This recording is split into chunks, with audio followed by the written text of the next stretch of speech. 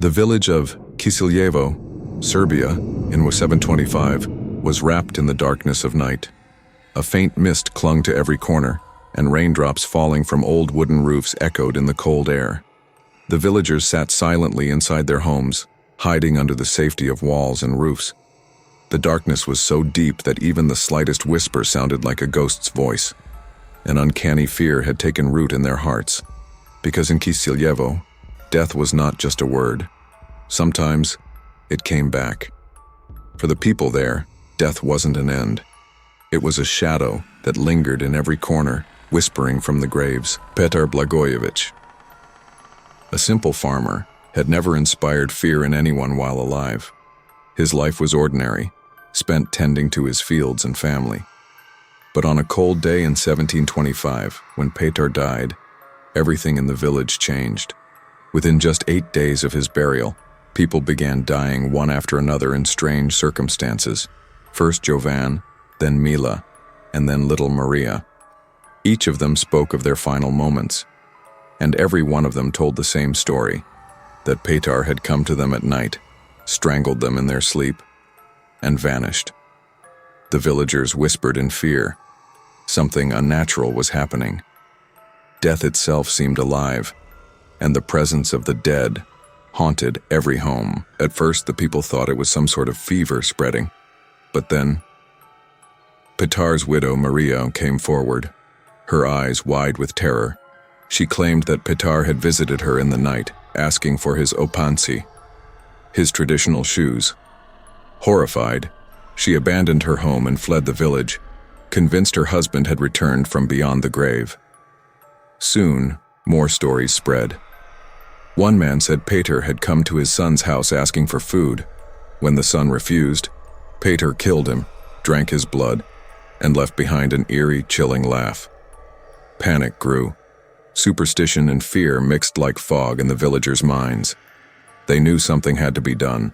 The villagers realized that if they did nothing, their entire community would be destroyed. They decided to open Petar's grave and inspect his body for signs of vampirism. But this was no small decision. According to the laws in the church, opening a grave without permission was both a sin and a crime. Still, the villagers' fear grew unbearable. They begged the local official, Frambald, and the parish priest to join them. At first, Frambald refused, saying they needed authorization from Belgrade. But the villagers' desperation, and their threat to abandon the village, finally forced him to agree.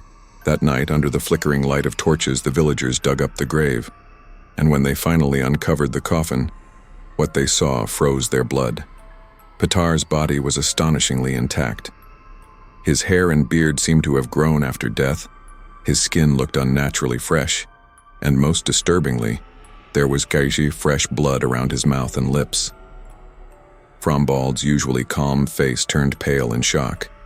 Even the priest hesitated, then finally whispered what everyone feared. "This is no ordinary corpse, this is a vampire." Panic erupted.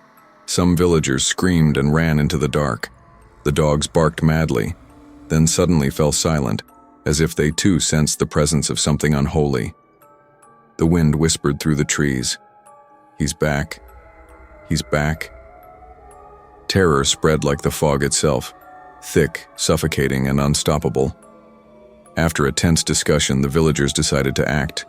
They took a wooden stake, and with trembling hands drove it into Petar's heart. As the stake pierced his chest, a strange, hissing sound came from his mouth, and a fountain of blood spurted out, as if the corpse itself was fighting death. The villagers staggered back in horror, yet pressed on, determined to make sure he would never rise again. Finally, they burned his remains. And as the smoke rose into the cold Serbian night, Maria watched from afar. The flames consumed the man she had once called her husband. The fire flickered, and the wind seemed to tremble with it.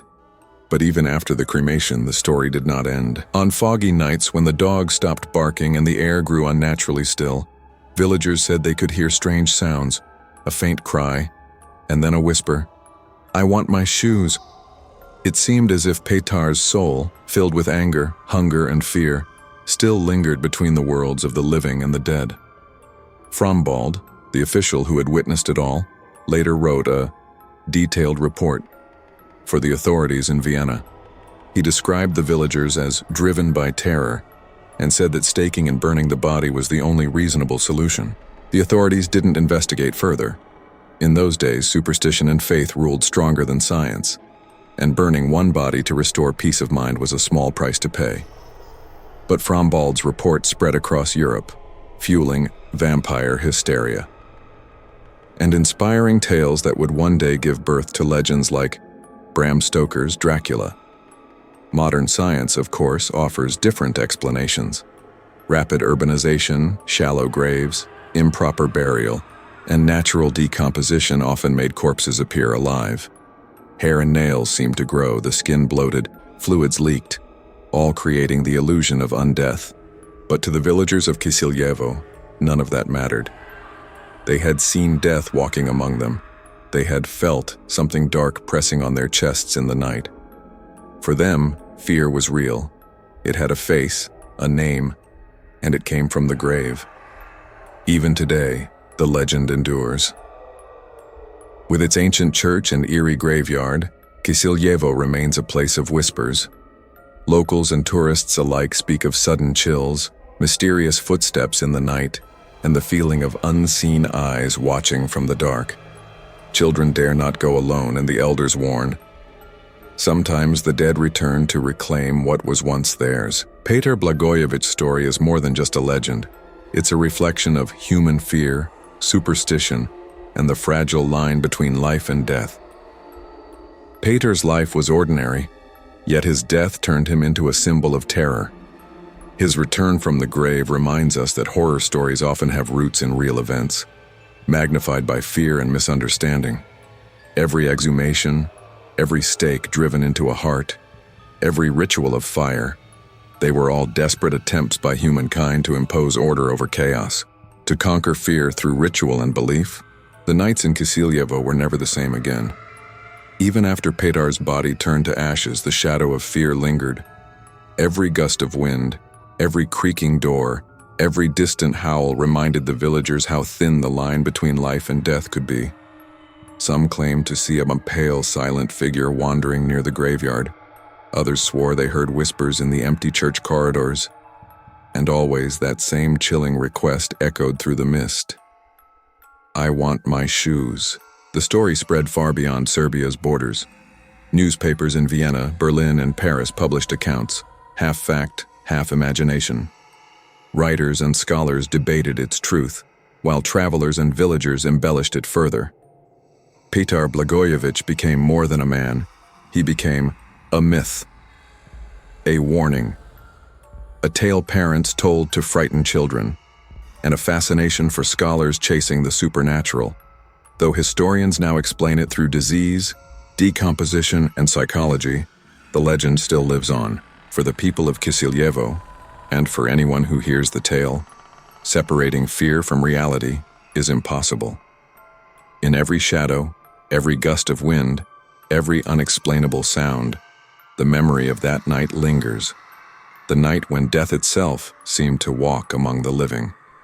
And in the imagination of those who remember, Petar Blagojević still waits, silent, patient, perhaps smiling beneath the soil of Kisiljevo, always ready to return